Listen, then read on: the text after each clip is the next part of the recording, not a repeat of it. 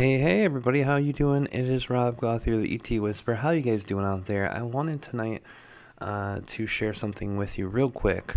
As you guys know, we started our group channeling sessions, and I wanted to share with you a whole group channeling session. Now this is almost 2 hours of channeling, a little less than 2 hours of channeling.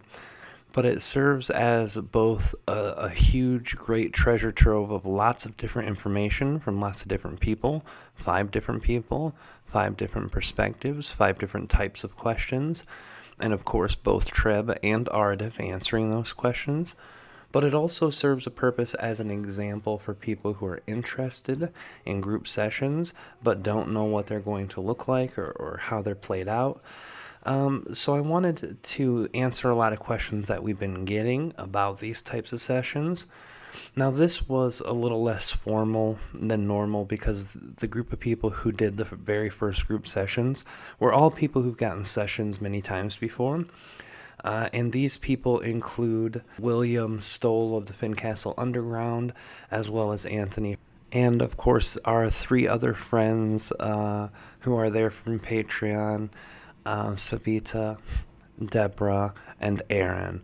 All of them great people who've been our friends for a long time, who've been part of the Asheville events, part of our Patreon, have been there at Patreon from day one, and really have supported us and been friends and family with me and my family for many, many years. So every single person here was great. Every single person that was there had great questions, and every single person put in such great energy. So we ended up having this amazing group of people on our very first group session, and I wanted to use this as an example. Now, I spent several minutes telling these guys what was going on before the session, so they never really had to ask questions, or we never had to give instructions, so you'll notice that lacking there. But I did want to give everyone a little insight.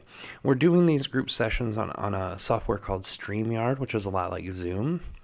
But all you get is a link in your email, and you click that link, and there's no software that you have to download. It takes you straight to an email, and then you open it in your Google browser or Mozilla browser.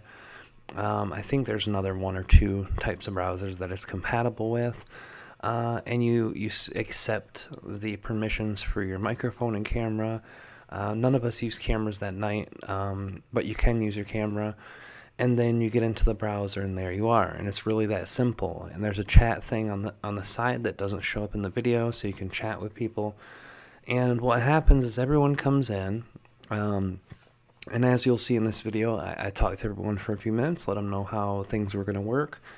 And then after that, the moderator, which was Kalina that night, but usually will be my sister, or even Aridif and myself can moderate at certain times, or having one of them do it remotely without talking to people. Regardless of how it works, we're definitely going to have some form of moderation there. And what we do is these 5 people each get 20 minutes to ask either Trevor or Aridif whatever questions they want. And they're put on that timer, 20 minutes. When they start, that's when their time starts. And towards the end, Kalina said, hey, you got 5 minutes. In one of the group sessions, Aridif told them they had 5 minutes or 1 question. A lot like a normal session, but because it's such a short amount of time, it takes on a different energy. On personal sessions, I've heard Treb and Aridif take up to 10 minutes to answer a question, sometimes longer. Sometimes the average, probably 5 to 7 minutes. But with this group session, they're answering them very quickly. And I've been telling people, too, as we played with this group session a few more times, that if you have a question, they will give you a quicker answer because they know the time is shorter.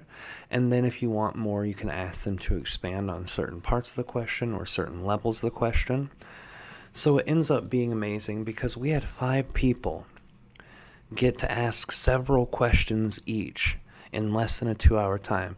By far, this is the most information we got.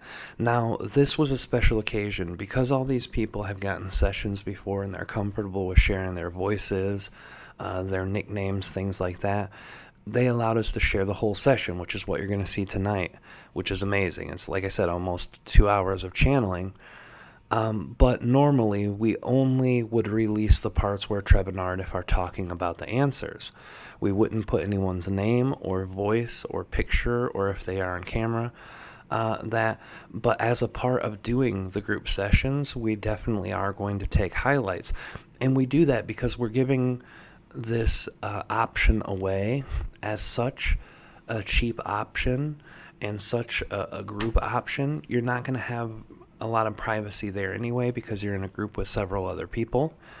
But you'll still keep the anonymity of your voice and your name and all those things that matter. But it still gives the opportunity for Treb and Aridif to give information to the people there, but also be able to take that information and share it on a bigger term. Sharing back with the collective is what we want to do. We told you guys this year we're going to be popping out a lot of videos. This is one of the reasons why, because we're going to have constant content from group sessions from people who come in to do them, and we're going to be able to give the answers of what Trevor and Aridif say. Now, obviously, we can't have the questions because that's someone's voice unless they give us permission to use their voice. So you might end up seeing highlights from certain group sessions, or even just one topic at a time. You'll see something come up on the video with a topic, what about oversouls? Or what is an oversoul? And you'll see it written out in a sentence where the name of the video would be that, and then you'd hear Trevor Aridif go on explaining that in the video. And we're going to put out a lot more of these videos this year so that everyone has their opportunity to get as much information as they want. And it will be because the people who are kind enough to do these private sessions are willing to share this energy and information with you. This is truly one of our springboards into the new energy. This is the very first time we've ever done this video here. And this year has been the very first year that we've had prices that were as low as this since before 2015. So we're giving back to people by sharing the free sessions, and we're also helping people who buy sessions get their time with Trevor and Narada for much cheaper. So it's a win-win-win-win. It helps me and my family with the financial support, and it helps you guys with free information, and helps those who want to pay for that information to be able to get it for a better price. So win-win-win-win. And I really want to thank all of my friends here who put their energy into it, who allowed us to use this video, and I hope you guys really enjoy this group session. It's really amazing, really great stuff, and I think that there'll be a lot of things in here that a lot of people have not heard before, and you guys will learn a whole bunch from it. So enjoy, guys. I love you guys, and I will see you on the other side.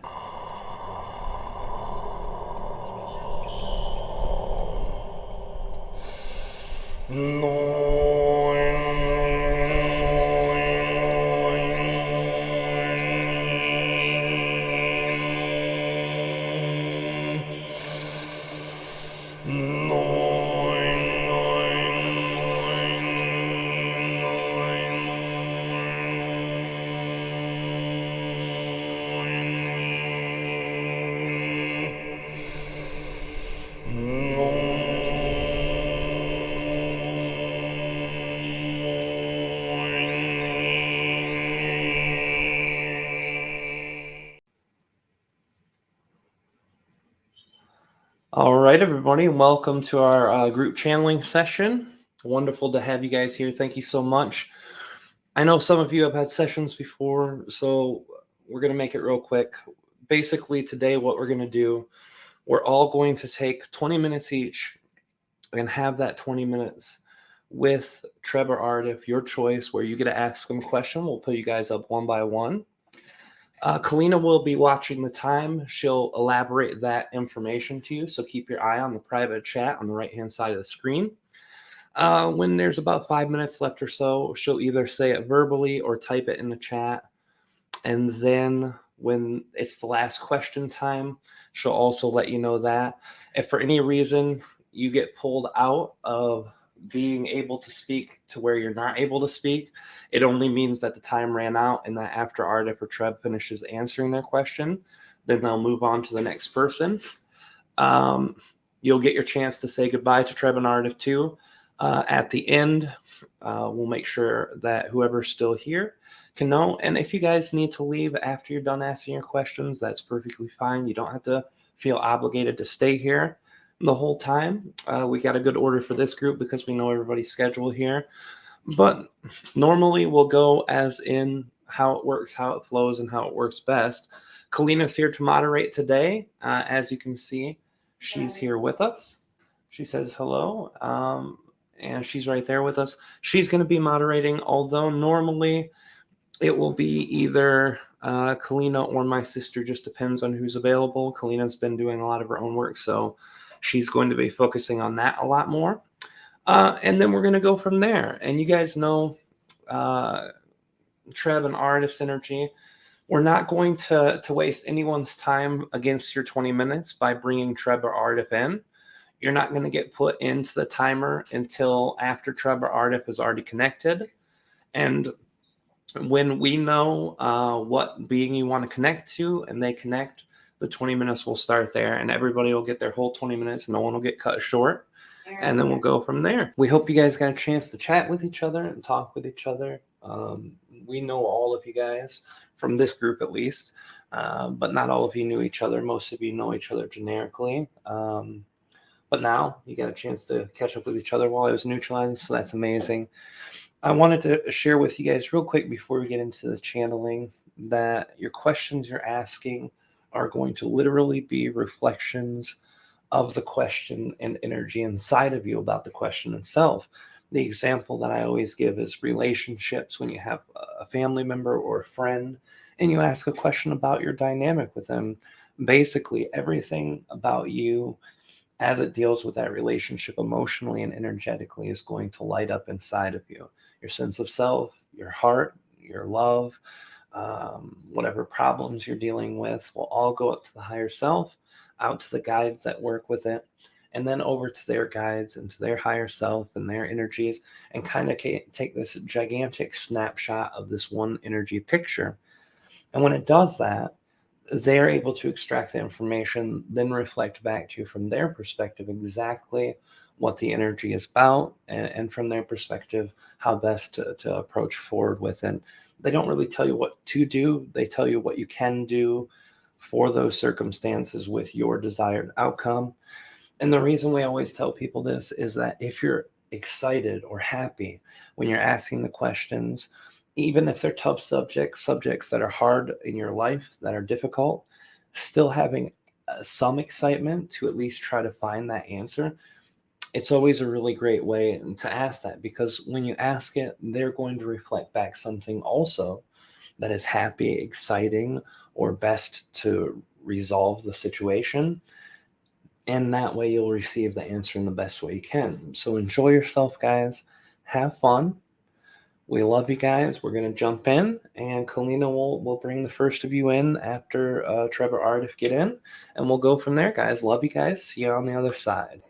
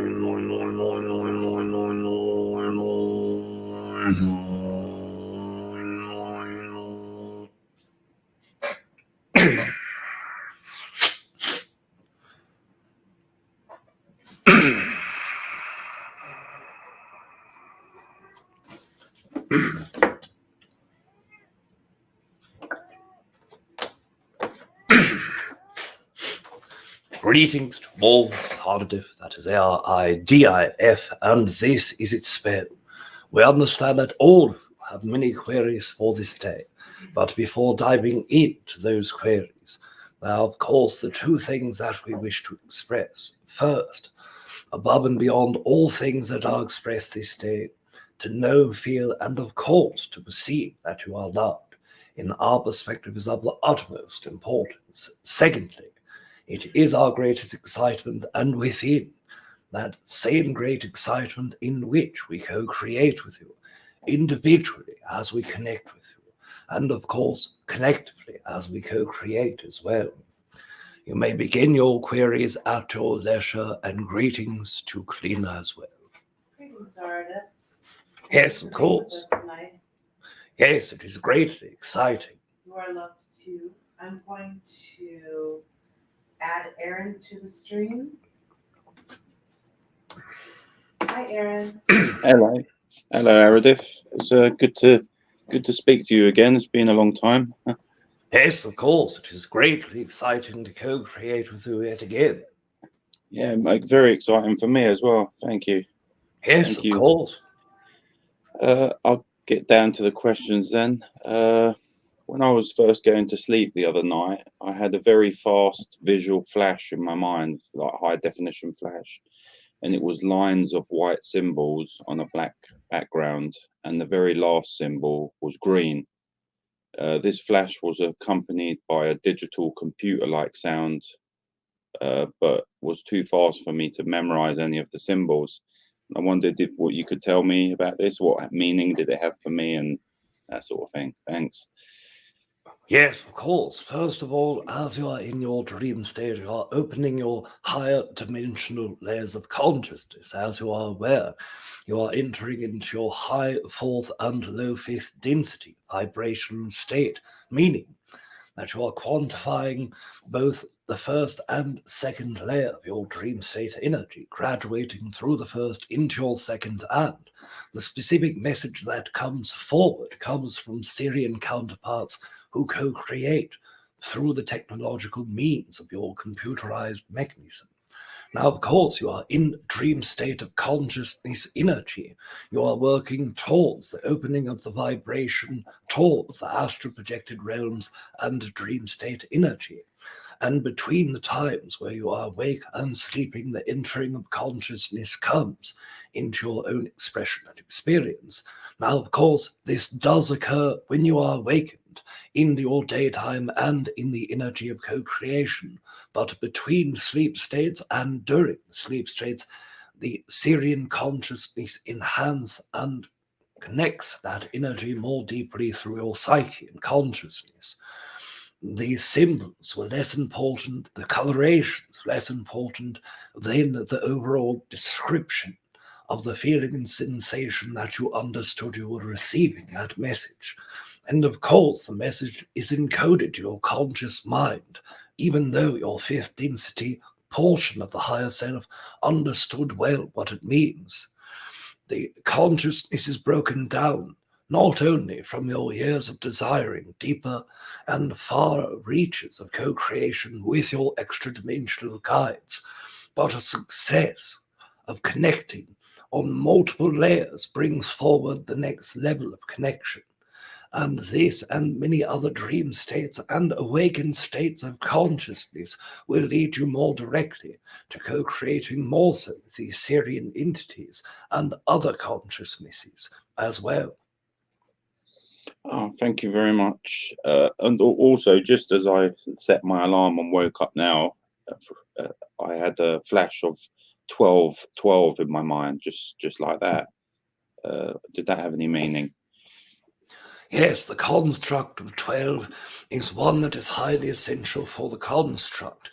When you are looking at 12, there are 12 densities in vibrational status minus what most humans believe as the 13th of creator energy. There are 12 matrices in each dimensional construct and in physical reality for the universe altogether, stretching throughout all 12 densities. There are also 12 different races, forms of DNA that are in humans. None of this is what you would call circumstances. None of these are coincidental in nature. The human flux of consciousness is a byproduct of that science format and mathematical equation that would know to be 12. If you take that number 12 in addition of 1 and 2 creates 3, the trinity of mind, body, spirit. The number 12 itself not only representing all of the formats of consciousness, physical reality, duality itself, not simply the iteration of how many consciousnesses are involved or evolved throughout the human connection, but 144,000 oversouls. And what is 144 is the byproduct of 12 times itself. Knowing that 12 and 12 work at the 144,000 oversoul levels, with 144,000 oversouls inhabiting the Earth collective consciousness, and knowing that breaking down through geometry and breaking down through the mathematical portions of this, it decodes a great deal of unknown source consciousness, not only to the human collective but to your own personal experience. The continuation of working with sacred geometry, numerology, and numbers themselves will help you expand, and finding Metatron energy within your geometry and math will open up that portion of co-creation with you more deeply as well. Oh, thank you. Yes, of course. I was writing a dream out like a good few months ago, and I remembered another dream as I was writing this dream out, where I was where there were cars driving through shallow water. As I was writing that dream out, I remembered another dream, which was the name of my shapeshifter dream. The name is Artemis, and I put it in my sat nav. Does that make any sense? I just wonder. Yes, of course. In that construct, if you are looking at the energy of transformation, this is what shape-shifting is. If you look at the construct of shape-shifting, it is transformation of a physical substance, and doing so in lightning quick manner for the human perspective. Most humans are aware that manifestation occurs with all things that exist in the universal collective consciousness. The shape-shifting format is the mastery of both layers of consciousness. Now understand and notice that those that are Syraen co-create collective portions of your connections. Those that are Pleaidian in nature, those that are Arcturian in nature, all have the mastery, automatic manifestation. They're able to move seamlessly through time and space and move through their own consciousness and create what they desire. Yet they cannot change their physical appearance without inner or external technology in a more permanent structure or way. Yet, when you are looking at the energy of co-creation, the construct of permanent and quick manifestation, those that are shape-shifters that can truly change their physical format without technology, these entities show a separate mastery, a level of mastery that creates upon the physical layer of reality only, and consciousness secondarily. This energy is one that shows you your guides that work, who are shape-shifter beings and multiple entities. Although the majority in this galaxy are reptilian, there are also forms of humanoids, insectoids, and even those that are humanoid-ish in the construct of grey or grey-like humanoid beings, and many of these work with you. Your own desire for mastery has brought about the magnetic form of creation with other beings that brings them to your own consciousness. And with your own acceptance of reptilian co-creations and of humanoid co-creations alike, you are bringing more energies of humanoid shapeshifters, which of course are extremely rare comparatively in this specific galactic collective consciousness. And with your own desire to open, experience, and express, it brings you that energy, and you have thought thoughtfully enough in your mind and heart to bring together the construct of what you already know about your guides, already understood in unconscious layers of your own satisfactory memories, and what your own consciousness remembers in the astral state and brings it to a solid formed memory of a name. Focusing upon that name will bring you closer to the closest being of co-creation with the instant manifestation of shape-shifting consciousness as well. Okay, that's I'll have to go through that one again. Thanks for that. Yes, of course. The other day, the other week, I was staying at my cousin's house and I was sleeping in this spare room, and I sort of when I woke up in his bed in his spare room, someone was pressing hard on my face like they were trying to smother me. And as I became aware of this, I was shocked for about a second, then surrendered and said with conviction, "You can't hurt me." And then I woke up and heard my cousin's house making several large cracking sounds. The first thought was, the last time I heard these cracking sounds in the house, there was a spirits or ghost present. What can you tell me about that, please? Thanks. Yes, of course. This area that is the place in where this creation has occurred previously is what you know as a portal or a hot spot from the human perspective of spirit activity. It is a place in where many entities lived, and through multiple generations of living, and within any region where human suffering occurs, and continuous incarnations occur in a very small area, surface area or geographic area, then of course human spirits will exist and persist within that region. Most of these entities have been there for averages of 50 or more years.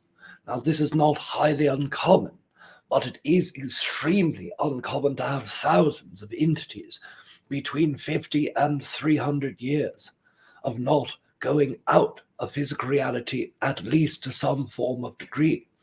Most humans remain for 15 or 20 years with half of their consciousness in the closest layer to physical reality in order to look upon them or to check in with their own consciousness.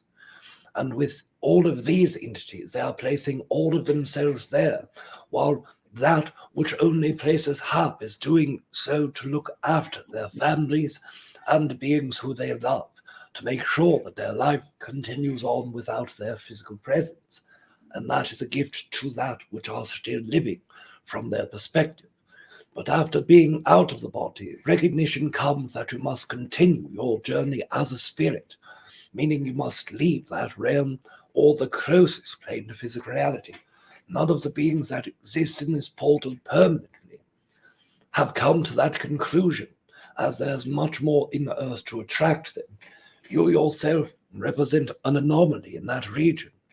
There are beings who are similar to your vibration in certain degrees of how open their psychic capacity is, but in that specific region, your openness to that energy is much higher. And with their recognition of your own attempt to accept duality in both forms, they desire to co-create with you in the most drastic form possible to get your attention, as to communicate with you, because your crown chakra and third eye chakra are open enough, much more so than other humans in that region. It gives them ample opportunity to open dialogue with you. And if they scare you first, of course, it opens up your fear and opens up your third eye even more so.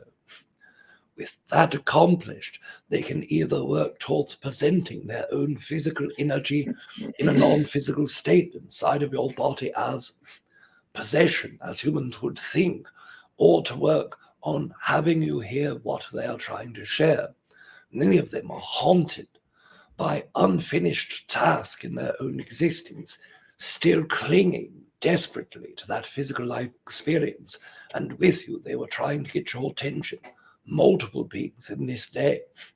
With that consciousness and your lack of fear, it shut down their capacity to work so deeply and so clearly with you in that physical state as well.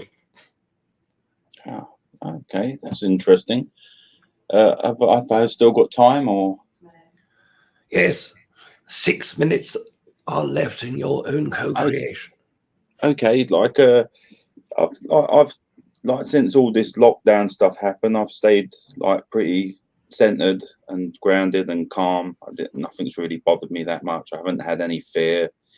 Well, I've had my own challenges. You know, I feel at times sort of apathy, and you know, just nothing like feels like it's changing for me, and like I wondered if I'm actually.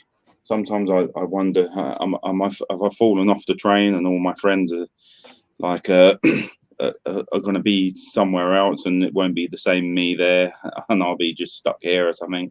I've been having these sort of struggling with a few things like that, and I wondered, you know, when you read my energy and stuff, I suppose sometimes I feel like I need a bit of like encouragement, or like a bit of what's the word? I can't think of the word now. What do you think? Yes, we understand. And when we perceive your energy, what we see in our own assertion of your long-term growth, that there are experiences and timelines that are chock full of growth and expansion for you in spiritual essence, times in where 1 or 2 year stretches you are continuously growing and learning, and other times where there are multiple months, even to 1 year, where it seems to stop, where it seems that all that you have grown previously is what you have accomplished, and you're stuck with the task of continuing, the trying to grow further than that region. Now, we share with you that this is a natural form of human expansion and growth. Most humans make it impossible in their own consciousness to continuously grow. And we share this iterism with you, that if you were to only grow, you would not have time to stop and practice what you have grown from. And this is a concept that is not only a belief system or orientation of human direct consciousness, it is an apparatus that is created in your physical evolution as well. We have always shared that if you desire to understand and know how your own consciousness can grow, look at the environment around you in terms of physical evolution alone. Humans are growing exponentially in this moment. Consciousness is expanding. You have already had a great deal of that expansion that most humans are going through in this moment. Of course, you are still learning. You are still growing. But that rate of rapid growth that you have become accustomed to is not there. And you see that happening in others, even though you see many that are not growing, or many who are digressing in certain ways. From your perspective, they are still all growing. You feel that. There's a part of you that desires to be with him in that growth. But in this moment is your time to practice the growth that you have already had. This is the time where you are feeling fine, where you are not feeling apathy, where you are simply existing and okay. And the next terms in your life, whether growing through great excitements or through that which are great hardships, will give you the next opportunity for your larger growth spurts. Remember that as you are beings greatly excited about their evolution, about their growth, about the consciousness and the evolution of your consciousness internally, to not have that practiced is a travesty within itself, from the perspective of many parts of your lower fractal consciousness. Now, your experience of existing with others around you and without many others around you, it is your opportunity to internally go and release those resistances that you as a human have had to hold on to for many years of your lifetime. All of the growth and expansion that you have had, there are still certain underlying components of unconscious and subconscious things that cause resistance for growth experience. Yet, in that growth that you have had, those things are remarkably human components for yourself. So now, taking what you know, you can experience simply being with those grown parts of yourself to help examine those parts that have not had the opportunity to grow and that will greatly have opportunity to grow nearly in your future as well. Oh, thank you for that. Because sometimes I like with my meditation, and I used to be so disciplined and do it all the time for like over 10 years, and then once it got to about 10 years, I don't know. I've been struggling with the meditation, and it's taken all my discipline now and effort to keep my meditation up. It's taken everything I got, and I wondered, should I be doing this? Should I be trying so hard to do this? And Yes, of course. If it does not come as the most pure form of excitement, then of course it is not worth working with or putting your own energy and dictation and effort with. What we can share with you is that there are many ways to grow and expand that are not meditation focused. There are ways to consciously allow your mind to wander and track the thoughts that are accompanied with wandering. And by doing so, it allows you to explore avenues of your consciousness that you have not able to look at previously, to go through psychological studies of the human composers of the mind, those that study in different fields of that consciousness, and then, of course, learn from these and grow into your own path of mental and exponential spiritual growth as well. Okay, thank you very much, Aridif, and I love you very much, and thank you for all them questions. It was very nice to talk to you again. Yes, of course, it is always of our greatest pleasure. Not only are you loved, but we love you as well. We bid you adieu. Thank you, Aaron.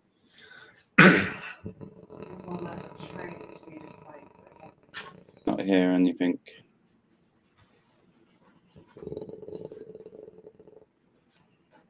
There we go.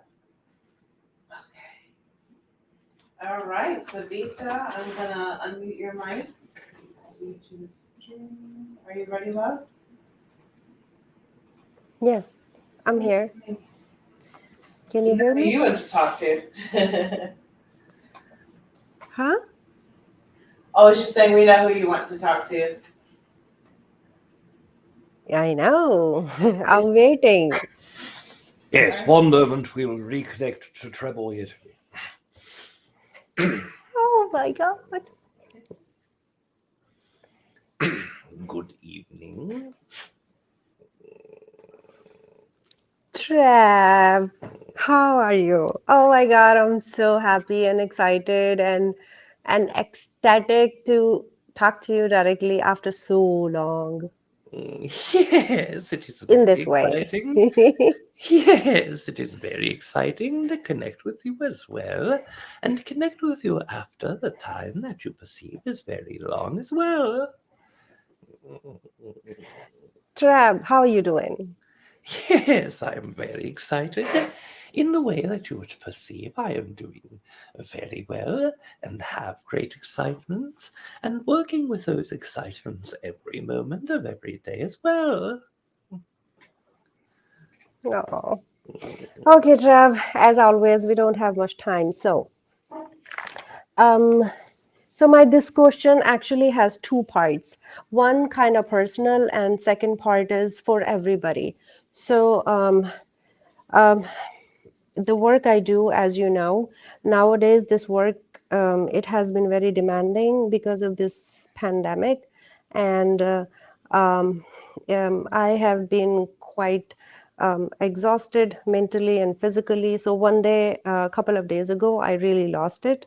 I cried and I yelled at people, and it was bad. But anyway, so that day, I I terribly felt that I wish that I would have a partner, somebody you come home to to get hugged and comforted, and um, man. So that day it just made me feel a lack of it, absence of a partner. Although, I mean, that all the time I'm fine, like I'm fine, but the moment like that made me feel lack of it. So my question is in two parts. That um, the first part is, hold on, I wrote it. I gotta read it. How to manifest a partner or your special someone when you are emotionally, physically, and mentally and spiritually, whatever, every way, you feeling lack of it. Because the whole purpose of having a partner to fulfill these needs. So when these needs are not met, how you manifest somebody. Okay. And the second question is, you told me like sometime like 7, 8 years ago that I'll meet somebody when I'll be 50. I'm 50. So where I'm standing in energetically meeting somebody. Did I Yeah. make myself clear, Treb? Yes. The first question we will answer second, and the second question we will answer first. With your own energy now, you have many opportunities to continue in that timeline, to meet someone this year that connects with you in the deep heart sense, that connects with your own energy perfectly, to co-create, and all the entities that you have had practice with co-creating with in that way teach you great things about yourself, great things about operations of your own energy and the collective consciousnesses, but also it gives you the opportunity to deeply think about yourself, your experience, how you feel, and this takes us to your first question. When you are looking at energy of yourself, you feel well, you feel as if you are comprehending the earth and you are doing well within that confines, and you see entities that have pain and suffering, which makes the job that you work with extremely difficult as you perceive the energy of the illnesses, the sicknesses, the lack of certain people's care, the excitement of others, and the lack of their ability to manifest their excitement due to the pandemic energy. So all of the consciousnesses that you have are running in multiple directions. It is just as the child who wishes to play with a toy with an entire toy box. You have so many things that are happening in front of you that it is hard to know when is the right time to grab which toy.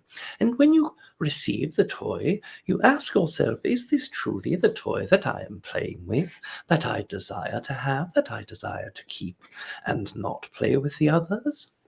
And now you have all of those energies running very intensely because of the nature of the intensity of the work that you have, the intensity of the experiences in your life. You say to my own consciousness that you are okay and that you are dealing well, but there have been many aspects of your life where it has become increasingly more difficult to simply have more than a general excitement. When you are working in your linear time perspective of energy, 5 years previously, you can look at your energy and say that there was great excitement in some parts of your life, and decent levels of excitement in others. And even though there were difficulties and hardships, when you managed with those, it did not impact the sense of your own depth of emotions as deeply from day to day. But this day, And the last years, as you are working in a co-created energy, the collective consciousness itself is going in multiple different ways, playing with multiple different toys at multiple different times, asking themselves the same question that you as an individual do. So now you are in a place where it is extremely difficult to navigate many of those aspects of working with other humans, because their own energy is either so different from yours, which creates confusion, how the realities that are working in different layers are still joining and working together in one place, and the energy of time that you experience is felt so drastically different from the time that you experienced 5 and 10 years ago.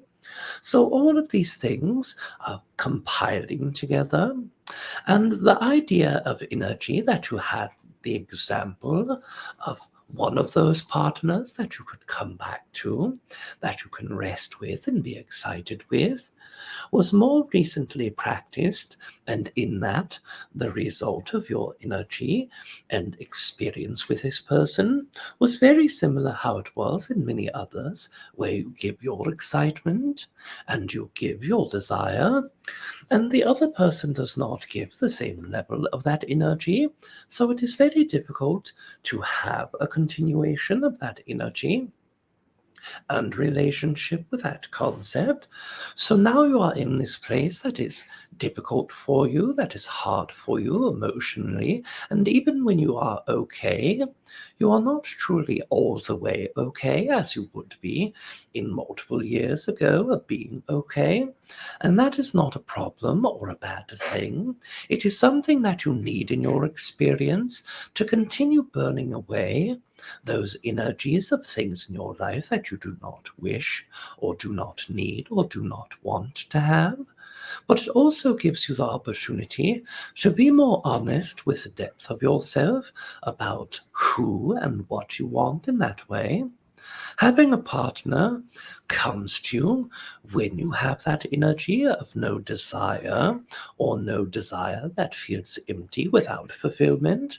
The desire can be there and to help it drive, but when you feel as if you need someone to go home to and to hug in order for it to be accepted or to be manifested, then of course it becomes difficult, because you are asking the universe and your higher self to work with the universe to create something for you. But when you are asking, that energy comes from a place of not feeling fulfilled.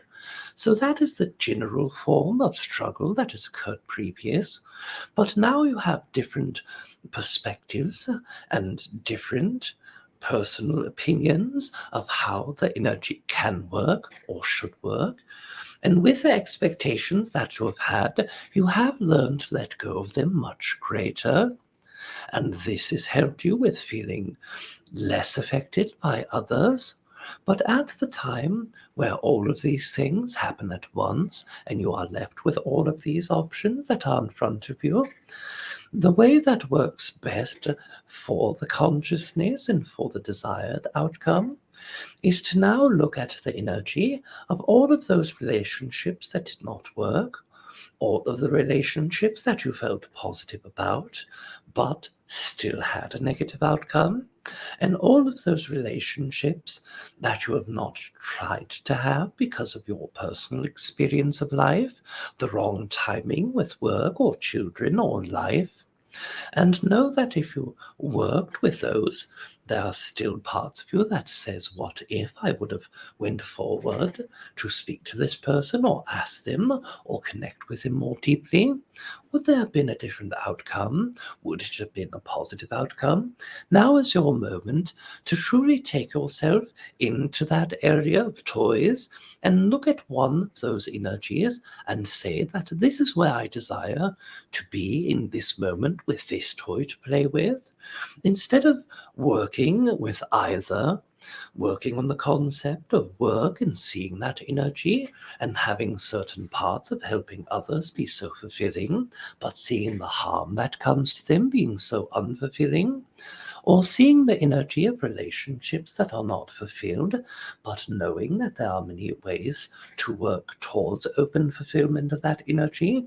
Now you are able to look at all of these and ask yourself those questions that are most important.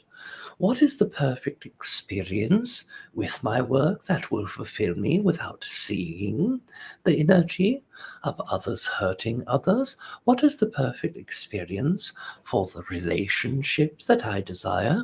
What is the perfect balance of working with my own children or working with other humans and either giving more of myself than I should or not giving enough of my energy towards finding relationships as I am possibly able to? And all of these things seem that you have already checked mentally off of your list. But if you revisit them and compare your energies about these subjects only 1 year ago, the subtle differences that you can see in the way that you work with that energy now, even when you are happy or content as best as you can be, compared to the energy where you felt extremely content or extremely discontent. These energies will show you that simple recognition of how you work with others, how your interaction with others are, and how you experience the other humans are very different, and they are not changing in the middle of nowhere. They are not unsuspectedly changing. You have changed every day, every moment, and every year from the time that we had first connected with you to now, and each of these changes are made more whole of the person that you are, even when it does not feel fulfilled as the human that should be there when you get home to hug. But yet your own responsiveness to the way that work went that one day is not a fair representation of all of the days that you have helped and given your own heart to other humans, that you have saw them suffer and done what you can to help heal that suffering or to fix that suffering energy. All of your growth has been for the positive setting, and because there are still a great deal of possibilities and probabilities of finding that perfect person, then you can ask yourself this one question: what amount of time, energy, or excitement do I give this energy? Because even if I am okay with being by myself, would it or would it not be much better to connect with another human in that way? And if it is, how much more of my energy and time can I create to simply placing intention or going into places where other single entities that would be open for relationships or sexuality or co-creating with? And if that is possible, and my own time is acceptable and purposeful, can I connect with that in that same excitement that I have, and also place that same love that I have? Because if you are putting the same level of love and excitement and putting the same level of what is in your heart into that opening of co-creating relationships, there will be no problem with you finding that perfect entity within a 1 year time frame, within a 6 month time frame, depending on how much of your own energy that you wish to put back into the time and amount of energy. If you simply open yourself that anyone who bumps into me, I can perhaps open a relationship or connection with him. This is fine and it works in manifesting. But when your intention behind your action of meeting them is also intentional, it amplifies that percentage of connecting in so many different ways and such higher percentages as well. 5 minutes, Treb. Thank Yes. you. Yes.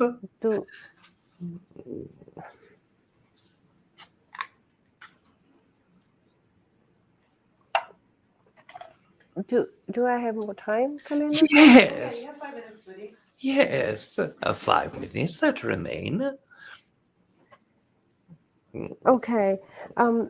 Treb, um, I don't know this is aging or what. I do feel my health declining, and I feel lack of inspiration to take efforts for the health purpose. Can you say something about it?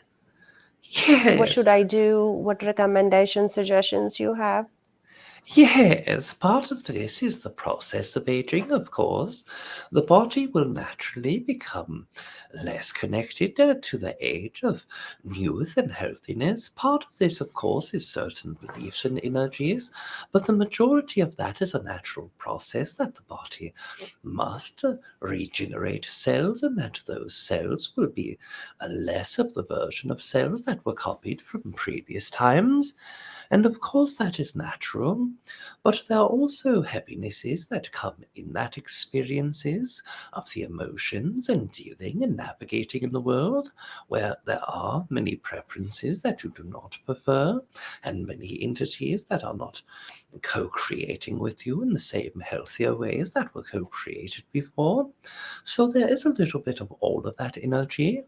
If your desire is to find the greatest health, energy, and excitement, but also the emotion to care about the level of that energy more and be more integrated and entertained and entangled with that energy, one of the best ways is by working with your own energy in the dietary system, knowing that you are able to have diets that are vegetarian and vegan, and those are fine and acceptable, but working with new energies of diet, looking through all of the diets that are successful with other humans, working on the concept of fasting 1 day in 1 week, or working and fasting longer term to help remove the toxins of the body in a more natural and quick way.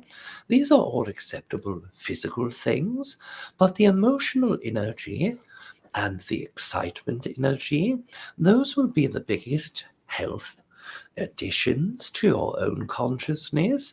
And by doing this, simply make an intention with 1 day that is not working, 1 day that you are not required with your own self to do responsibilities, and set intention that you desire to go into a place or go out into nature or simply go to the top of your roof and breathe in with intentions to clear your health energy, to add the flavor of excitement to your life energy, and simply visualize the most exciting thing that you can think, the most exciting place in nature that is far away from you, the most exciting encounter sexually with another human being, the most exciting walk in the park with that same human being, and the same concept of friendship and time to spend with him. Get those greatly exciting things and simply just think about them, play them out in your mind for 10 minutes in that day, a few times in that day, and continuously remind yourself, although my mind is sharp and experienced, the body is trying to become older, but with the young mind and with the young consciousness, I will always keep my body in the most healthy way that it is able to be. That intention said in your mind over and over, the energy of placing it on your walls and refrigerators, placing it by your alarm clock so it is the first thing that you see as you are waking in the day. These energies will remind you to be excited by life at your highest excitement, to think and play out those greatest excitements in your life, and to focus on the mind and excitement energy aspects of your health instead of the age aspects, which can help shift that focus as well, and experiment in the health energies of exercise or fasting or shifts of diet, even if it is only half of 1 day. It will show you enough about that new experience to let you know if it is something that resonates with you or not. Thank you. Thank you, Treb. Yes, you are very welcome as well. Thank you, Sarita. And I'll see you in dreams. Yes, we are Thank you, very Kalina. excited to connect with you again as well. And we love you very much as well. Love you, sister. Mm. Ah. Okay, so let's see, we had next Trebs. I gotta go back to the list and find it. I believe we have Anthony next. Yes. One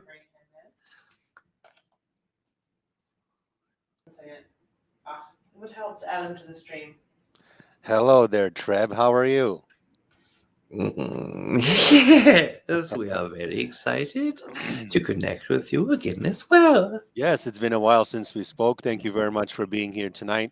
My sincere greetings to you, your race, your wife, your children, and obviously to Rob and Kalina and everyone else in this wonderful group chat. It's such a wonderful idea for all the group members to speak openly. So I will get directly to my questions. Is it okay if I ask you 3 dream-related questions, Treb? Yes, it would be very exciting as well. And I will telepathically try to project this to you. 2 questions are similar nature. They are in relation to a attempted abduction or an interference in my astral. Both of them have to do with me being obviously asleep in my own bed. And in one of these scenarios, I woke up in the astral state as 2 unknown entities. Wrapping coils and ropes around my body in a lying position, and they were trying to wrap me up almost as we would do to our cigarettes, the way we would wrap up a cigarette, pack it up tightly. At this point, obviously, I referred to my training, and I was able to fight them off, including grabbing one by the throat and projecting tremendous amount of rage towards this entity. My question is, who was this and why did this happen to me? Yes, in the times where you are working in both of the dreams that you are perceiving, these energies are connected with the trainings that you are putting yourself through. Even though you are working with that reptilian energies and working deeply and connecting with their energies, there are also the times on the days and nights that you have not directly worked with him, where you have the projection of your own training that is repetitive in nature, even though the consciousness are entities that have worked with you in positive ways, that are guides that are friendly to you, that work with your energy. These are more so the self-projected versions, so that you can stay sharp and so that you can stay excited as you are in the astral state. For any entities that co-create with you in ways that you feel negative, you will be able to have protection for yourself and work with that energy yourself as well. Wonderful. And the second question is very similar to my first. It was another astral scenario. And as you know by now, I have learned very well how to manipulate things in the astral, project to places, and exit the body and go to different locations. And one of the scenarios about 10 days ago or so, I found myself within the astral speaking to a human. I was very bored. I wasn't really challenged. So I projected myself upwards, almost as a missile shooting up in the air. And I landed in a room. This room, I was also in a lying position, very dark room. I found myself to be immediately paralyzed. And those are my red flags for me. I referred back to my training, of course, and as I suspected, 2 entities to my right came in, and I felt their hands in my anus, rectum area, touching, feeling, and I didn't like that. And because I was paralyzed, I certainly was not a fair fight, so I could not defend myself. I woke myself up. My question is, was this a simulated training by my higher self and by myself, or was this an actual abduction attempt? Yes, this energy is the similar as first. Having the boredom is the precursor, not having challenges. Because you are aligned with your own reptilian energy so deeply, and because you are connecting with other reptilians so frequently, it brings about that desire to always have a challenge in front of you. So even as things are calm around you, that feeling of restlessness, that desire to go mingle with other entities in challenging ways and combat in that form of energy, you brought yourself that same projection form. This time the challenge energy was more intensified because one of the guides that has worked with you before, the entity that comes into secretly previously without speaking to you, the one that gives you the great test, that passing the test, the entity simply walks away. This entity's consciousness was connected with yours in that evening, even though it wasn't this being that works in front of you and that was challenging you and assisting or attempting to harm you. The energy of yourself projecting in that with this entity's consciousness attached to yours as well amplified that energy of co-creation where it felt more intensive, more real to you, and also brought about that energy of knowing that in paralyzation and others attacking you, that it is not a challenge as well. And in the same way that you were bold enough to project a challenge to yourself, by not being able to defend yourself in that situation, you had also projected yourself back out of your body to awake as well. Thank you. And the third dream question, the last dream question for tonight would be I have a very long time human friend. He's a black male, a police officer. His name is Wayne. We've been friends for a very, very long time. And the past few years, we've sort of fell apart and didn't really touch base, not for any negative reason. It's just life takes humans into different directives. And for the very first time in many years, I ran into Wayne in one of my astrals, and I was on the back of a motorcycle with him, holding on to him. He was driving, and I was just so surprised to see Wayne. I was happy to see Wayne, and I tried to talk to him. And I remember he stopped the bike. We both stopped. He turned towards me face to face, and instead of saying things verbally in English, he put both of his hands around my head, and he telepathically projected into my third eye a very big statement or a long statement. And immediately my audio was syncing with my third eye, my video. It's just that I did not bring back to the awakened state that message that he stated to me. My question to you, Treb, is was this in fact my human friend Wayne? But more importantly, what was this face to face message by this entity? Yes, this in fact was a portion of your friend's consciousness, and as your own consciousness is connected with his and the energy of telepathy, this is located nearly your fifth density versions of both of your consciousness, and with telepathy opened and the understanding and knowledge of what occurs in the higher astral realms of the sleep state and the layers of dream state energies. This entity shared with you that in the dream states before, previous to your co-creation, that many of the dramatic energies that you have had in police officers or traumas that you have had with police officers in the dream state as well as in real incarnation have come from an energy of past incarnating with this entity, and this entity in yourself protected kings in one lifetime, princes and dukes that are within this region that is now called Italy, approximately in the 800 region of time. And when both of you stood guard for these entities, both of you took your jobs very seriously. But at a time where the king became more tyrannical to the humans that were around them, there was an opportunity to rid the entire community of this king without being caught, because you were in skirmishes with other regions and other townships that were around you, and many criminals were running through that energy. It gave opportunity to say that the king was attacked, and both of you agreed that it was the correct thing to do, that the king was getting many innocent humans murdered by continuing to go to war. And as you continued to talk and speak about how it would be done, there were entities who were able to hear you and turned both of you in betrayal. And as that occurred, both of you were put to death before ever able to execute all of the orders. But before this time, there were many family members that you had assassinated that you knew that could come after you. So now you are charged with many deaths and murders, and that lifetime's trauma carried into the traumas that you have had in astral states and in your physical incarnation. And he was letting you know that it is time for both of you to let go of that lifetime.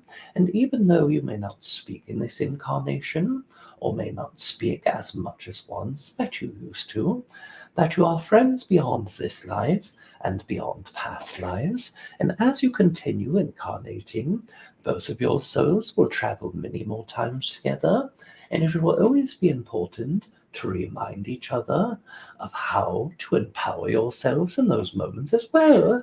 Thank you for that. Yes, I have tremendous amount of respect for Wayne and my regards to his consciousness. Certainly, I'll continue with my questions.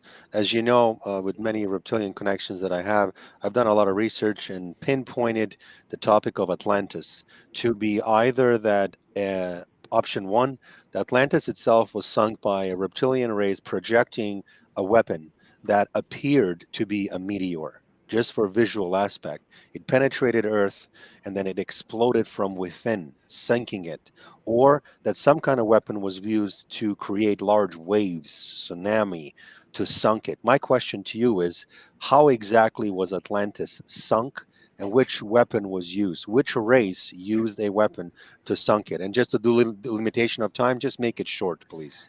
Yes, if you are looking for the shortest terms, Yes. much as your own incarnation of humans have worked with reptilian beings in a more negative aspect, so too did Atlanteans, but it was not reptilian beings attacking Atlanteans directly, it was more so an infiltration of the system in which they worked in, and through that system in more masculine forms of the Atlantean energy, they started projecting themselves into certain technologies much quicker than their consciousness was allowing them to keep up with. So, knowing that the reptilian energy brought forward certain members and drew them towards more power and energy, the reptilian consciousness, with the grid system that was enhanced by the technology, that created fractures in the fault lines, which caused tsunamis that brought down the entire area and sunk that region. It is always seen and felt deeply by intuitives and psychics that reptilians had a direct cause to this, and even though this is true in some form, the energy was more indirect because it was the influence of reptilian consciousness and not the direct hands of or attacks of reptilian consciousness that co-created that experience as well. Thank you. My next question is, you have recently put out a video, or Rob has recently put out a video on his YouTube channel, public video, which was a wonderful transmission by you, a meditation to connect to a template layer. And as I know, and as you know, most humans do not have a chance to go to the template layer that often. I've discussed with you several years ago during one of our channeling sessions between me and you, the one-time visit that I've had to the template layer while traveling through Europe and having a missing gap of time of 30 hours, where for 30 hours, my human body slept in a hotel room for 2 days straight, not being woken up as I went to the template layer. I've done a lot of research in relation to what is the template layer, but in short form, perhaps for members of this group as well that they're listening, and also for me, would you be able to tell me who manages the template layer? Who oversees it? Who was managing me when I was there? Who was watching me redesign my future life in this template layer? And also, what's the best definition for the template layer? What is it? What density? Yes, if you are looking at definition of this layer, between the last layer of physical reality at 6th density and the 7th density, where the energy begins the non-physical region, it is directly in the last 5 percentiles of the 6th density and the first 10 percentiles of the 7th density, and it is a broadband layer, just as humans who pass out of their physical bodies go in between layers. So this layer is approximately 6.95 or 6.97. And this energy is directly at the layer of non-physical. all consciousnesses that are human have the capacity to go into that layer because of your sixth density lineage and your multidimensional DNA. And when you were there specifically, the only guidance that you were given was by your sixth density layer of consciousness that was there, and one sixth density entity, Pleaidian humanoid, from the star region that is Tigrit, that worked with your own energy to help share the showing of expansion, because enough of your consciousness from your lower fractal energy was placed inside of that experience. It gave you the opportunity to fully explore that own energy.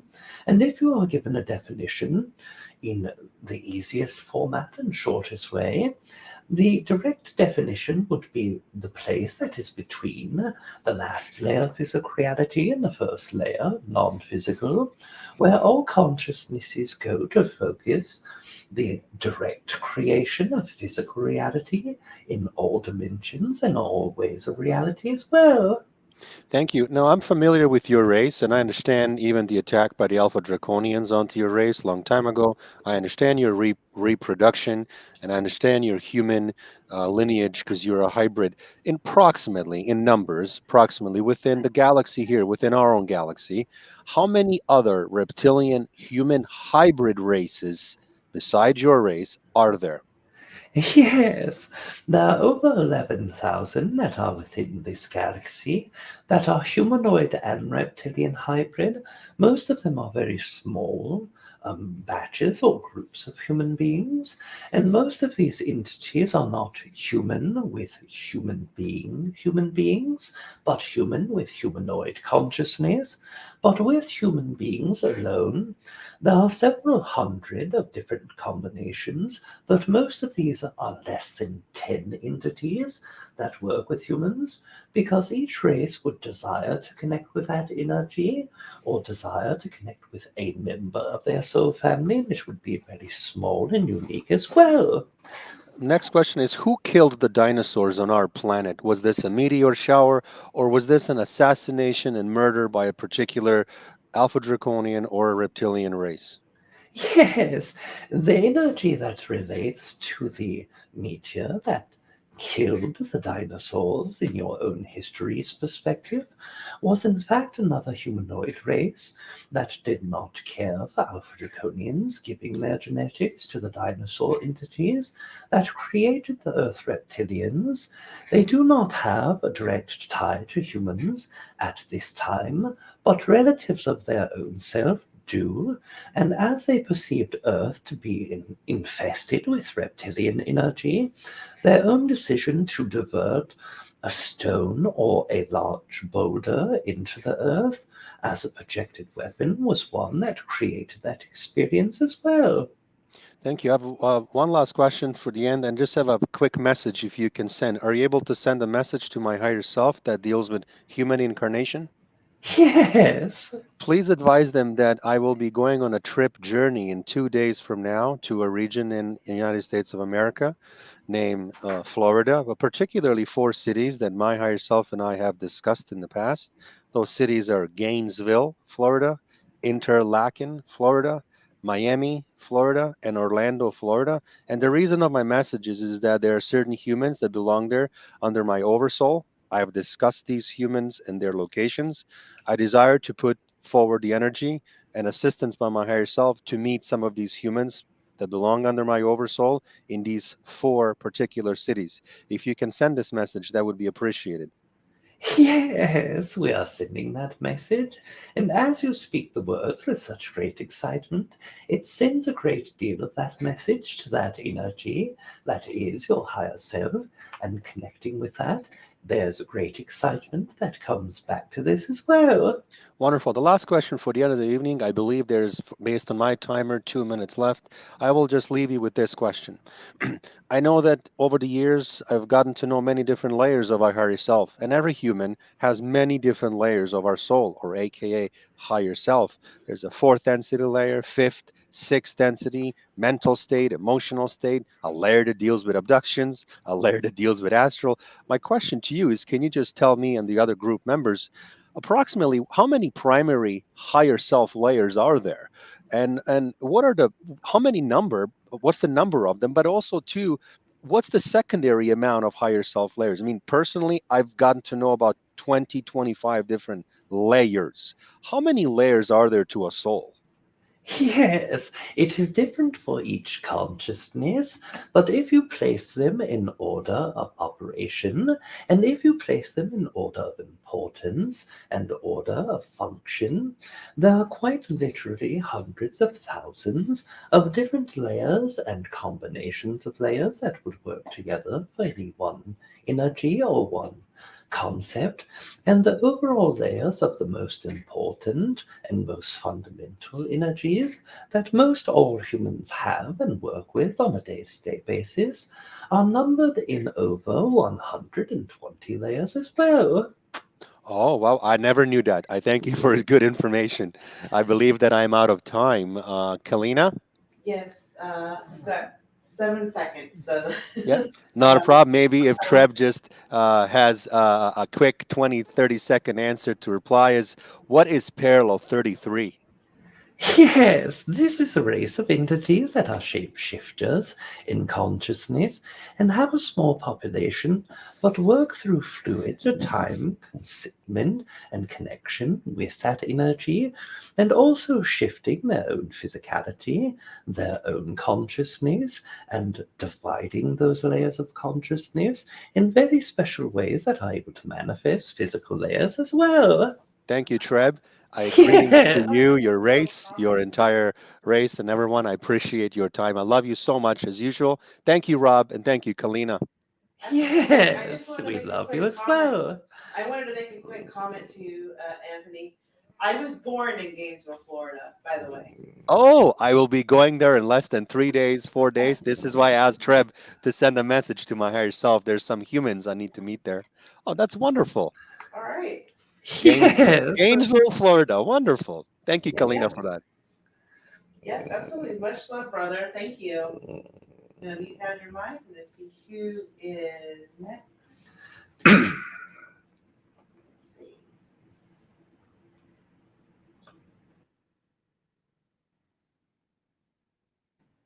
Okay, the next wonderful person on our list is the lovely Deborah. So I'm gonna bring her in. Hi, Deborah. Are you there? Hi. Hi, There can you we hear me go. now? Yes. All right. I would like to speak to Treb. Yes. Good evening, Deborah, as well. Good evening, Treb. I'm very excited to talk to you this evening. Yes, I- I'm excited to connect with you as always as well. Well, I would also like to know about a dream that I just had a couple of nights ago. And I don't have a lot of dream recall, but this was fun and exciting. So I thought I would ask you about it. Um, I Yes. was on I was on the top of a hill. It's just beautiful green hill. And I had a trunk with me. Like it was an old-fashioned trunk, and it was full of my stuff. And it was heavy. And I knew I had to get this trunk down the hill to the village. And I thought, I'm going to need help to get this trunk down the hill because I can't carry it myself. And all of a sudden, a strong young man appeared and he put a chain on the front of the trunk, and I was to grab the back of the trunk, and we were to get it down the hill. And we went down the hill, and all of a sudden it was not heavy at all. I was light and I was flying and I was jumping, and the trunk was not heavy, and we made it down the hill, and it was just such a beautiful feeling of lightness and bouncing around, that I thought I would ask you what your perception is of this dream that I had. Yes. As you see the entire dream, imagine yourself playing this energy out into your physical reality. What it would tell you is that when you are starting the journey, you are on top of this hill, and this can represent something that is finished from your past energy. And as you are starting to go downhill, The old expression of the human energy is always that it is downhill from here, which means that it can be much easier or that you can roll to disaster. In this case, it is that it gets much easier and that it becomes less difficult and more exciting and more easy. And that energy was representing the entire experience of the life journey that you have, the journey that is in the next years ahead of your time and energy. And after learning all the things that you have about your own heart, about your own excitement, about your ability to love and to hold love in your heart at a much higher rate that you have ever been able to experience, this gave you a very great opportunity to start using those tools of excitement, love, to be at ease with all of the experiences of difficulty, all of the complications of great excitement, and all of the energy of bringing all of your excitement to the precipice to work against all of the things that may be difficult or tough in front of you, to start dancing at ease with other human beings that are wonderful and beautiful and that are very helpful as well. Oh, well, I'll take that. That Yes. sounds pretty darn awesome. And speaking of love, I've sort of refined my idea, and want to know what you think about it. I'm thinking that you're going to agree, because I remember you saying in the past, like, humans, it's very difficult to have unconditional love, because at one moment we can go out and do harm to somebody, at the next moment we can come home and love our small child who greets us at the door.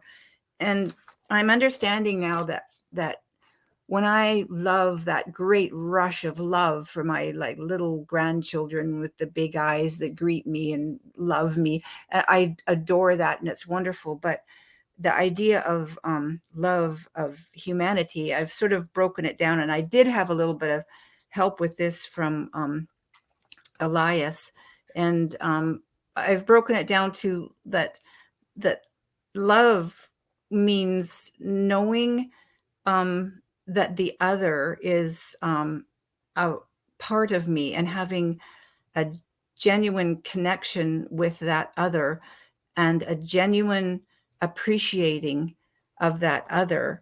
And that was, I had help with that. And then I've added on my own little thing on top of that, which is valuing the other. So that combination, I'm trying to integrate that into myself all the time, that knowing the other as a part of me, appreciating the other, and recognizing the other as valuable. Those three things I've sort of put together as a way of being in the world. And I'm wondering, can you comment on that for me and add anything that you have to help me with that concept? Yes, there is not anything that is required in addition to this, as in these three terms it covers the majority of energies that we would recognize in our own consciousness as love itself, because love is an understanding of oneness, a recognition of oneness, the feeling of oneness, and all of those feelings and energies come through the understanding and knowing that we do in fact appreciate, acknowledge, support, and love these entities. When you are that of a type 1 vibration, this is how you experience love and how you experience reality, because you understand so deeply, not simply ideologically or not simply in the mental state of your mind, but truly in the heart center area of yourself and the solar plexus area of yourself. You come in that recognition that the worst entity that you see that can do the worst harm to you, or that could do the worst thing to others, is only an additional energy that is within your own self as a reflection of yourself, because you are tied into that oneness, the universal oneness, the galactic oneness, the solar system oneness and the planetary oneness, and even if you break it down 1 trillion different fashions, you will still find the same results, that any being that comes in existence is in fact that reflection, and is in fact that same part of a different part of you as well. Yes, thank you for that, because I'm finding that it just makes life so much better, and I feel so free when I can actually remember that all at once. So I'm working on that, but it's fun, and it's I just I'm having a good time with it. Okay, and then I had asked talked to Aridif briefly once about an experience I had, and just want to go a little bit deeper into it. And I was driving at the time, and then my consciousness split, and I was the me that was driving along in the car, and there was another me, another Deborah that followed a different path, but it was me, and it was clear and concise and bright. It wasn't like me thinking of someone else. It was really another Deborah. And I have a question about that. Was that an example of my higher self showing me what it's like? Like, obviously, my higher self has many, many different focuses, and I just had a focus of 2, but it was mind blowing in that my higher self holds all its focuses in the same way. Is that an example of that? Yes, this energy was that example and reflection of 2 parts and reflections of that higher self, but also those parts of your own self. We understand that the representation of other humans that would appear to yourself as direct opposites, or would seem to be much different in the way that they work or handle energies, are in fact a part of you, because you are oneness, and all things are embedded inside of your DNA, especially that of the earth vibration and solar system vibration, but even galactically on soul level and universally upon that soul level, those archetypes are still involved with you, are still a part of you, and the higher fractal energy of consciousness in the higher self has those parts much more deeply than your physical mind or lower fractal consciousness remembers, because it is in fact the higher dimensional part of you and the part that is closer to source, so it will have that more readily available for you. And with the non-physical parts of your higher self, these are the most actuated parts of truly all reflections that could ever be possible, and that is because those parts are not tied to a dimensionality in a physical setting or in an earthly or galactic setting. They are truly your universal parts of consciousness outside of time and space and reality. So those have those access to reflect those energies that are extreme opposites of yourself as well. Oh, wow. So from my birth date, which is March 18th, 1953, every pivotal moment where a big decision was being made by myself, was there a part of me that took that, yes or no? Like, for example, when I decided to divorce my first husband, like, is there a me, a Deborah, that is still married to him, and a me that is not married to him? Does that other me carry on? And if that other me carries on, how many Deborahs are there since my birth, like that made different decisions and are is that even a good question? I don't know. Yes, this is what we have shared and called the twin soul mechanism. The twin soul mechanism is the area of consciousness that is an exact replica of the oversoul, except for the oversoul is what focuses reality. This is the version that you are, the version of you that you experience. The oversoul is where physicality is focused deeply and ingrained and embedded. So in that way, you have the most physical version of yourself and the most represented version of yourself. But the version of you that never divorced, or the version of you that ate a sandwich instead of a soup, all of these small decisions and large decisions, there are literally infinite versions of your own self that are played out inside of the twin soul, because the moment of your decision must come every second and every moment. And when you desire to lift your finger or keep it rested, that must go through all possibilities and probabilities in the twin soul in order for the oversoul to have the version of you to switch back and forth with. So literally, the twin soul places infinite versions of yourself every moment, and then the oversoul accepts that version from your decision and your choice and action, and changes it back with that part of the probability that was the highest probability. And even if you do something that is way outside of the ordinary or outside of probability, there still are versions, infinite directions in both ways, that exist in that twin soul, so that it has a version to hand over to the oversoul, so that that version can then be your version with your own focus and your own decision on. Now, and this way represents infinite versions of yourself and infinite versions of realities. But now looking at the universal consciousnesses, there are infinite versions of universes, infinite versions that are exactly the same as this universe, but one change that is small was made. And there are versions that are so different you would not recognize them to be universes. You would only see them as gelatinous vibrations of sound.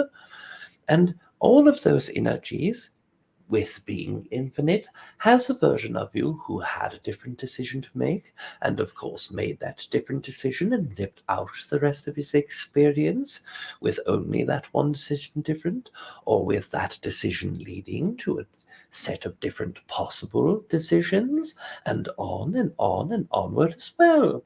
So not only manifestationally is there infinite versions of you to exchange or shift into in this reality, but in other universes, there are infinite versions of you doing infinite things and infinite experiences as well. See, that is very fun because I like thinking about infinity sometimes. I know that sounds weird and I probably can't grasp it, but it's fun to think about that just goes on and on and on. Like I once had a short conversation facilitated by Rob with a future version of a past self of mine, which was so exciting because in my mind, I made an inverted triangle with my past self being at the bottom and the two top corners. One was me and one was the future version of my past self. So it made this like triangle. And then I overlaid all sorts of different patterns and triangles on top of that. And so they make like coordinate points. And a grid system. Like, is that a fair sort of like I could just see it. Like it's just like a grid system with all the different versions of me making this like net. I don't know how to say it, but that was fun to think about. Yes, and this energy and sacred geometry is quite literally, as you expressed, pointing the lines of one thing that connects to another and overlapping all of the possibilities until infinite versions of triangles, squares, rectangles, and all of the other shapes can be inverted, placed in three-dimensional layer and then four-dimensional layers until you have shapes that humans no longer are able to comprehend or recognize. Yeah, there's that infinity thought again, which is really fun. So today, when I was earlier today trying to with connecting with you. And then I had this very great sensation all across the top of my head down to my eyebrows, really, really, really strong energy there.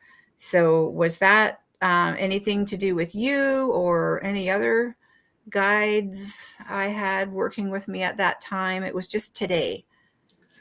Yes, in that moment, my own energy was connected with you, as it always is when you are thinking about my energy, or excited to connect with that energy. And with that energy, your own guide, that is known as Naha, was also connecting with your own energy, and that consciousness laid several layers of your openness of the heart, which opened the third eye, which opened the crown, and gave you the sensation that is in your forehead, but also the warmth that gathered around the heart there as well. Oh, wonderful. And I my anaha, my probable future self, is there like, since we were connected, all three of us today, is there a message from her? Not that you have to connect, just something verbally that you can say from her to me. Yes, the energy of your own growth has been recognized, and as she feels the energy of your own energy and growth, there's a recognition that the growing of the heart always grows the consciousness, but to see it done in such a fairly unique way as you have done it, with leading out only, with the means and desire to grow love, with knowing that it will bring consciousness, but not caring of the consciousness growth more than the love, is a very unique way for a human to grow, and very unique to see how it has grown your own consciousness, and knowing that both of your consciousnesses have that connection of the heart energy. It is so exciting for that connection of non-physical co-creation and dream states as well. Oh, that's wonderful. I think I only have a minute left. So, Treb, do you have any words for me that you would like to give me to that you think are necessary for me to keep in mind for my expansion? Yes, that as you are growing, as your guides work with you, as you mold over the redefinition of love, you will still find many more definitions that will be better fitting as you grow.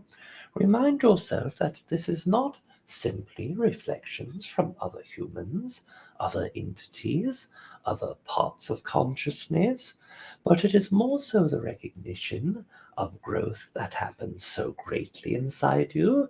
You give that recognition of being able to manifest a new version of that for you to hear as well. So in that way, the growth that you have from the redefining comes only from your growth inside of yourself, and that is how you recognize it externally as well. Wonderful. Thank you, Treb. Thank you so much. I love you, and thank you to Rob and Kalina and the whole group here for this energy of this evening. Thank you so much. Yes, you are very welcome, and we love you very much as well. We love you, Deborah.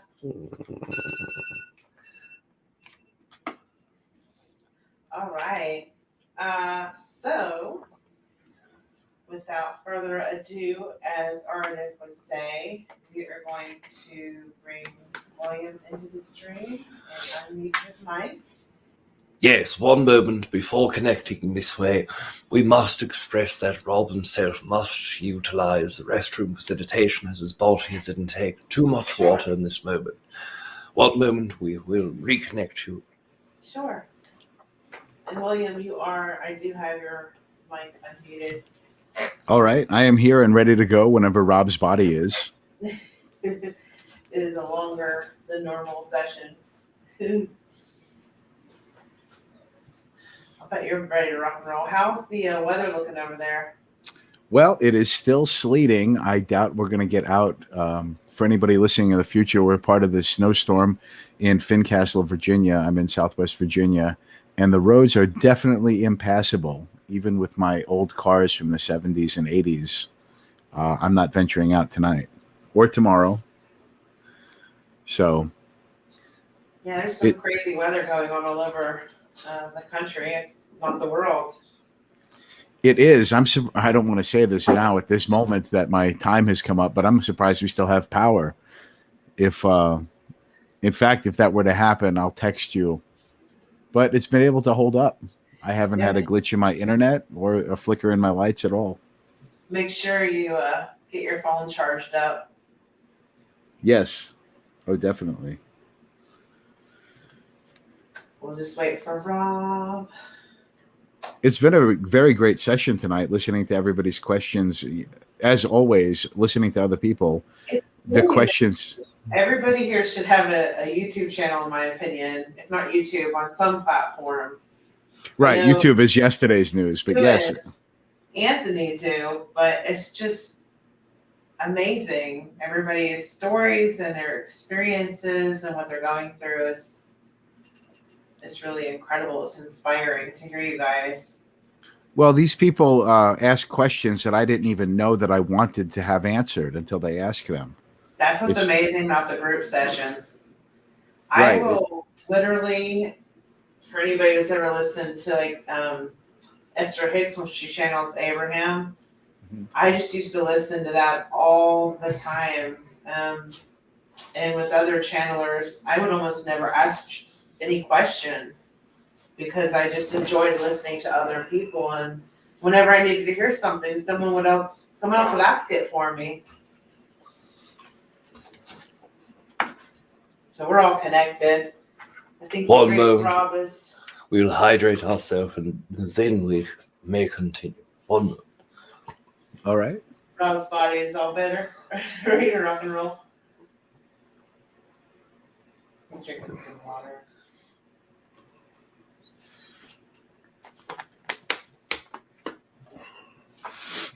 Yes, we may continue at your leisure. All right. Well, good evening, Aridif. How are you? Yes, greetings. William as well. Well, I want to talk to you tonight. I appreciate your direct answers to questions. I have a few here. It's important to me that we touch on them all most, and then if we have time at the end, we can expand on them if you feel necessary. Yes, of course. Well, in the act of manifesting physical reality, I've heard conflicting advice from different metaphysical teachers.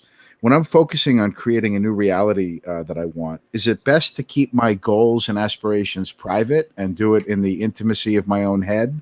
Or should I share it with people that I'm trying to create a particular reality? Yes, of course, this will be greatly dependent upon your desire to project out into other reality as you desire.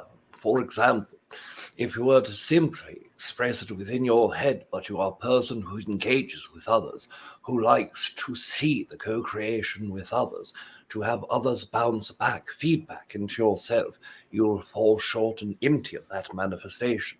But if you are an internalized person and try sharing that energy, you may feel that you have leaked too much of your consciousness to others and will create failure in that manifestation. So it is up to yourself and up to the moment, in fact, whereas in some moments you may feel led to share and others not. Follow the instinct of yourself and assuring yourself that instinct is not come with fear behind it. It is not a force, a fear that creates the desire to either share or to keep hold and compressed. It is truly excitement that will dictate those energies, or simply a knowledge and simple understanding, and there will be a calmness behind that understanding if it is not driven by excitement alone. All right, because I listened to a lot of old metaphysical teachers from the 20s and 30s, and there was a theme in there that you should always keep your manifestation goals to yourself. And I didn't know if they had some reason for this, or this is just a distorted belief that they had at the time. Yes, it can be a bit of both. In that way, greater society was more privatized. In that way, you did not speak of sexuality in public. You did not speak of finance, religion, all of the things that you yourself are aware of in older generations that you are perfectly connected with and aware directly in this lifetime. Now go back even 20 further years and imagine the repression that the collective held. So in that time frame, yes, it was a bit more meaningful on a larger collective level, but inside of that human being, it was only what worked for them being turned into a belief of what should work for others. All right. Well, thank you for that. Yes, of course. All right. It's natural for humans to experience a desire for revenge when we feel like we've been wronged. Those of us on the spiritual path realize that this isn't a productive or desirable trait to have. How can we safely, how can we satisfy this desire or neutralize the energy behind it in a way that serves us and isn't destructive? Yes, of course, there are multiple ways in which this can occur. First of all, the recognition that what you desire to revenge upon is an extension of your self-meaning, that you are truly beating yourself up. This is one of the easier ways to work with the consciousness, but belief systems show that your experience and entities that are around you during that experience are in fact separate from your body. If you punch another human being or stab or shoot another human being, you in fact do not feel physical pain. But if you engage upon this activity, you would perceive the emotional pain that you would receive from the other force of that energy and engaging upon that behavior. And even if you are sociopathic or psychopathic in nature, the pain you feel may come in form of arrest or of someone else murdering you in yet another form of revenge. So, of course, these energies are deeply ingrained with one another, but there are multiple ways to go through. The psychological understanding of that would be the least resistant for most humans if they are able to actually feel and perceive that oneness. But because most do not, then utilizations of tools are made available and expressed frequently. Some of these are fake versions of that revenge. You hear many humans express that they are angry and desire to punch someone in the face, so they go destroy an inanimate object or punching back. They have stores in this moment where you are able to go and destroy property and damage hundreds of dollars worth of things and pay a small fee to do so.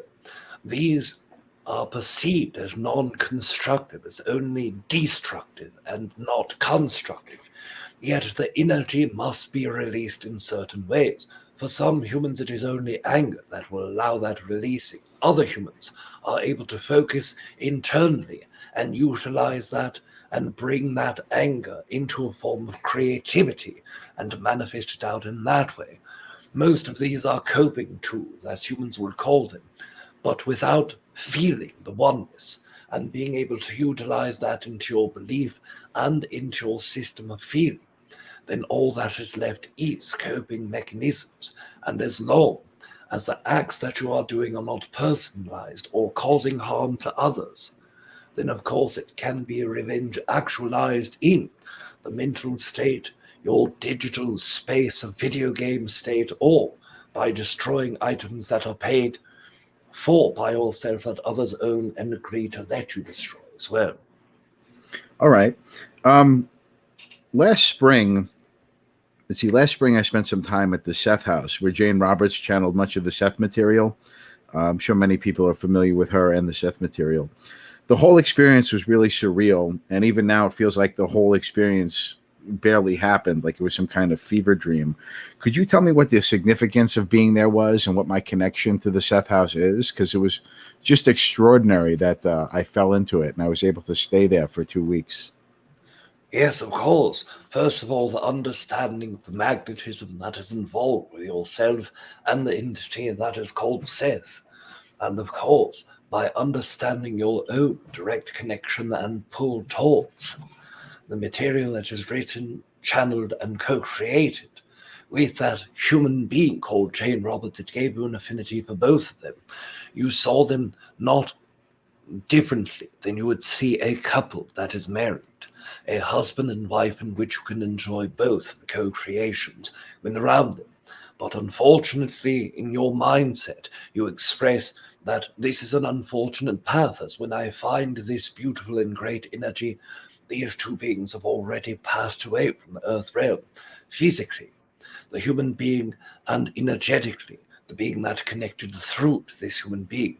It never will be brought to the world in the way that it was. And of course, that has a form of correctness. In that same exact version, of course, it will never be expressed or brought through in that way.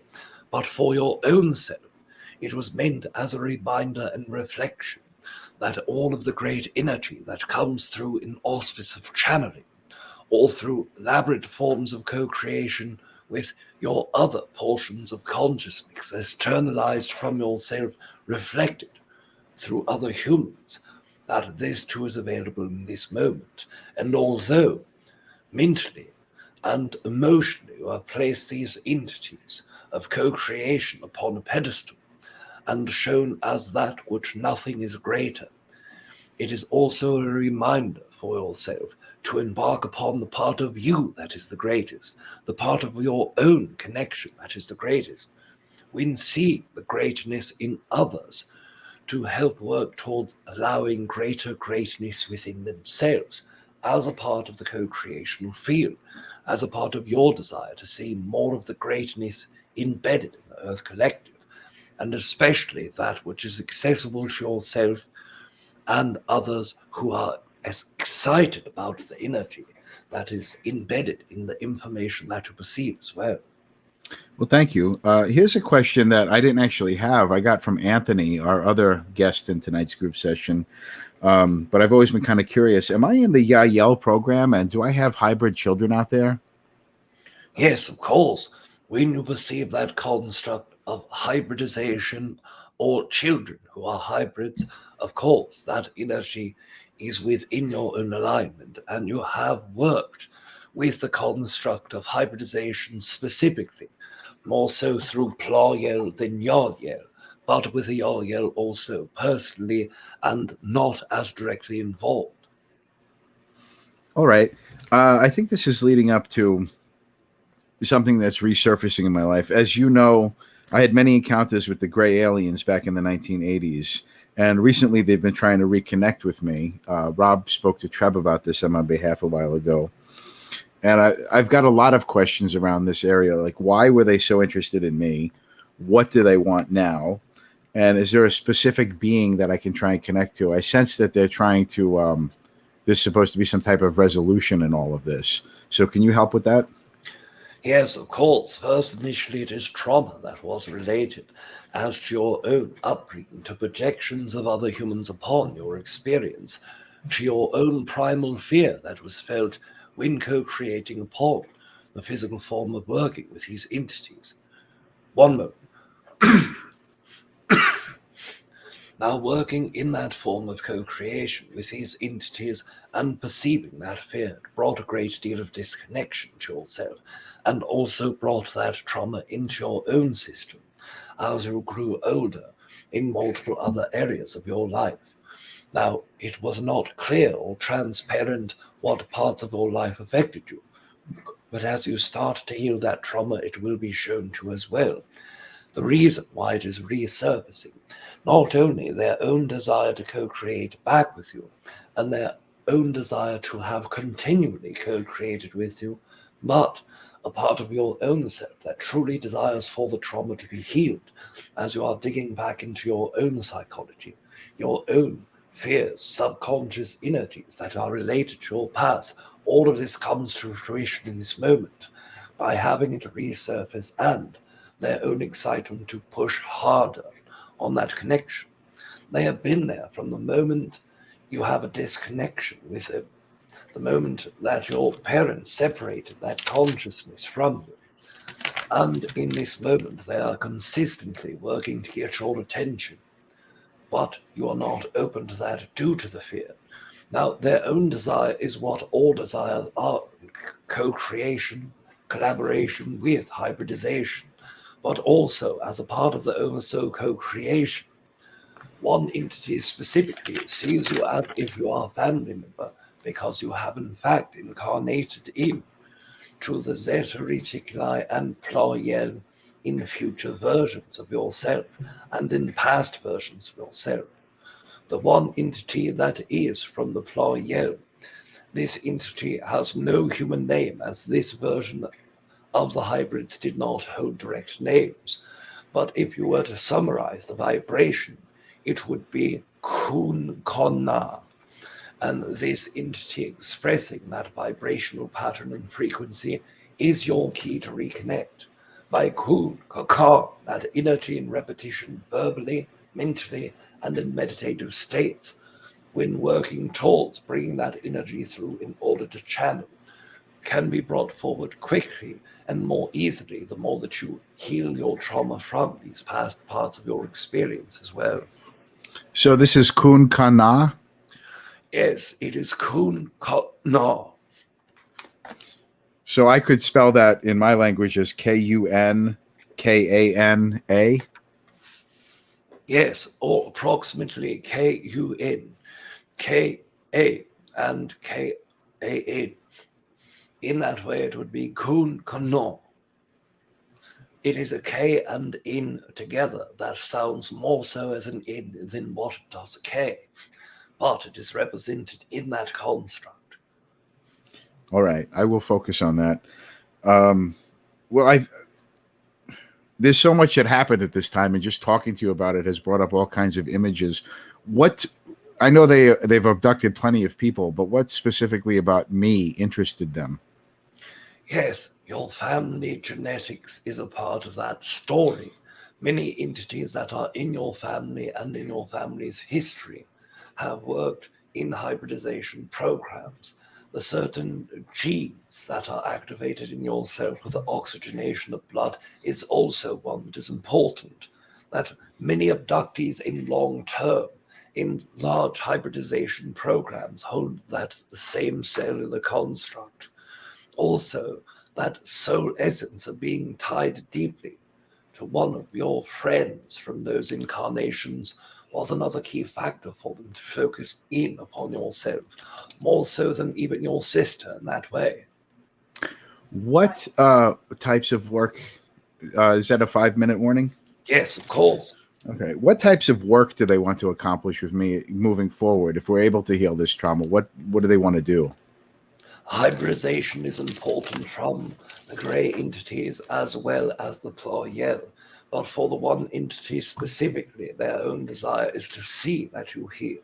Because you are both a future and past version of entities that are involved in this co-creation, they would like to perceive you to be healed, to assist you in that way, not only to tie up their own karma from their own mindset or thinking, as they do not perceive it in this way, but to truly lend value to those parts of their own consciousness that are not manifest yet, that they have their eyes focused upon, and that they know exist. And you are one, that consciousness as well. All right. Now, because of the manipulation to my genes, do other human beings sense the gray energy in me? Is that why I can be off-putting to other people sometimes? Yes, of course, this can be one of the reasons that other humans may see you as perhaps strong to come onward or not resonant with their own consciousness. Part of this can seem emotionless to other humans. That is the energy of the grey construct, of your own DNA activation, your own energy in the auric field and or connection to that race in higher percentages, yes. Well, I certainly feel very different after hitting my 40th year. I seem to be getting younger still, and something has definitely been activated in me. In regard to my birthday, actually, this is a topic I wanted to talk with Rob about in depth. What is the significance that I chose to emerge onto the planet on the darkest day of the year in the most violent year of my city's history? What's the significance of when we choose to be born, and me in particular? Yes, of course, for your own self it was to place yourself in the collective, in the area and region, in the time that it was, for the energy imprint to carry with you. Now, of course, you perceive two of the greatest factors in that date, time and year, but those are not relevant in greater percentages of the overall energy. Part of it was to be within the cusp of the Capricorn energy, but also have layers in the other form of consciousness. Part of this was to be in a year in where you are over the hump of midlife before entering your 2021 and being at your age at 20 and 12, as well as 2003, having all of those being large indicators of your life and large important markers where are comparative from one moment to the next, where you can see that projection and understand each of those layers compared to each layer of that growth, the switching change of vibration upon the earth. But there are literally thousands of reasons why you chose the incarnational place, time, date, patterns, etc. All right. Well, I sense that we're running low on time. Is there anything I didn't ask that I need to know, or anything that comes to prominence from your perspective that you want to tell me? Yes, there are rarely things that we share with what you need to know, what you did not ask, as there are literally infinite things that you did not ask that we could share, that from our own perspective we may say is important. Instead, the entity that is within the pluriel that connects you wishes to share the construct of this one thing, that in your own soul lies that energy, pain, the energy of resistance, and all of that energy caused by traumatic co-creation of being a human being. It was not simply the abduction, it is not simply the birthing process, it is not simply trauma thrown onto you by other humans as you are newborn, growing into an infant and growing into a young child.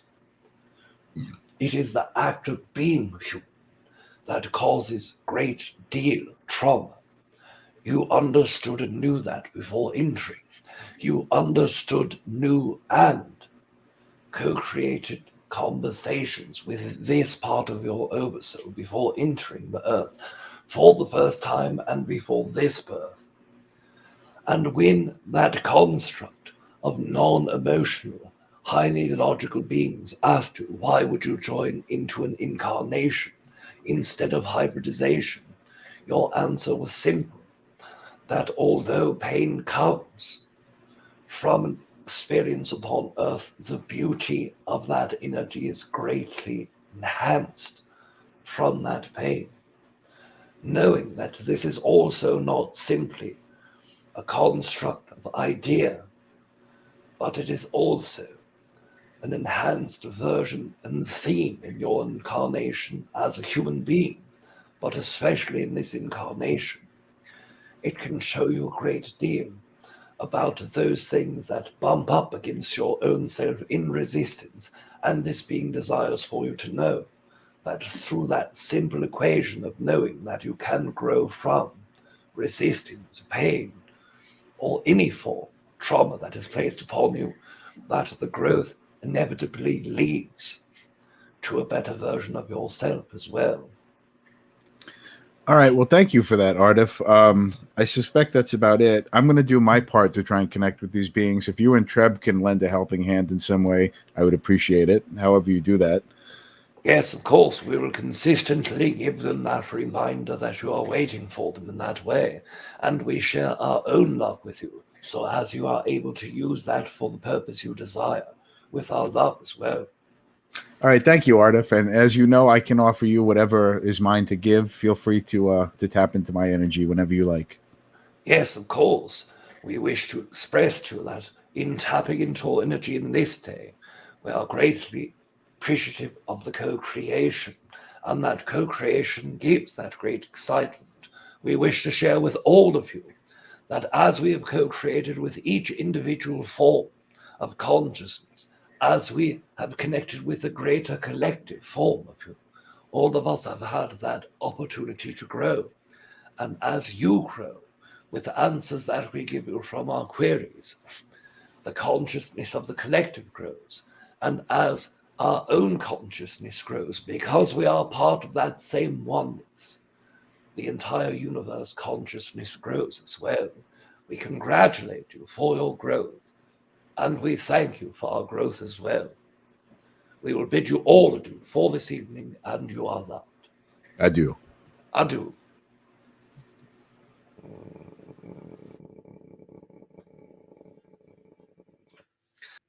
All right, guys.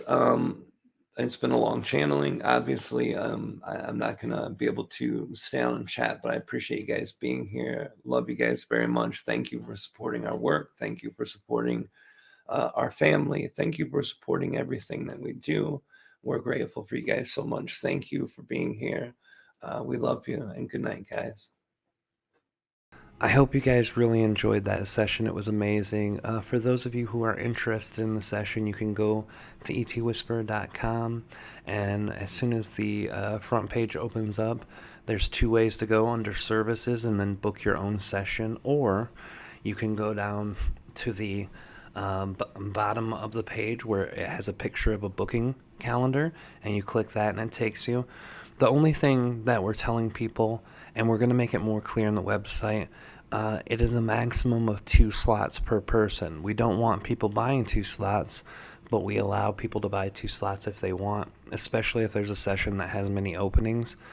The way the booking works is when you go to book it, it shows you how many slots are available. That way, if you and your family, if you have 3 family members and 2 friends that want to come, you guys can get the same one in each book at the same day. Or you can get 2 slots, but no more than 2. If you're getting more than 2, then you're taking an hour out of that session for yourself. So you might as well just, put another $50 on top and go get a private session for yourself. So we're not allowing that to happen because we want everyone to have a chance to get it. What this has done has taken our wait time from 3.5 months. We shut down our bookings for 2 months, and then we still had a 1.5 month backlog, so 3.5 months. And we've taken it to 2 to 3 weeks. It's a little slow at the beginning of the year, but I imagine it'll be no more than 2 and 3 weeks once it finally really books up, because instead of 5 people in 1 week, we can do 5 people in 1 night. So it really changes the game for everybody's waiting list, for availability, for accessibility, and it gives the opportunity for everyone to get what they want. So we really are excited about this, guys. For more information, go to the website. We're going to be changing some of the stuff on the website to be more specific and to share more technical things and screenshots. But the software is very easy to use. If you've ever used Skype or Zoom, you can use this more easily than either of those for sure. You click a link, you turn on your camera or your microphone, and you join the room. You type in your name, and you can upload a picture for your little avatar if you want. You don't have to if you don't want. It's very easy stuff, guys. So thank you guys for supporting this. I hope you enjoyed the information on this thing. Really, really love you guys. Thank you so much for being a part of us this year. We are going to bring so much more to the plate this year than we have in a long time. So I hope you guys are ready for a year full of ET Whisperer channeling. Love you guys so, so much. Thank you for supporting our work and our family. We love you guys, and we'll see you on the other side.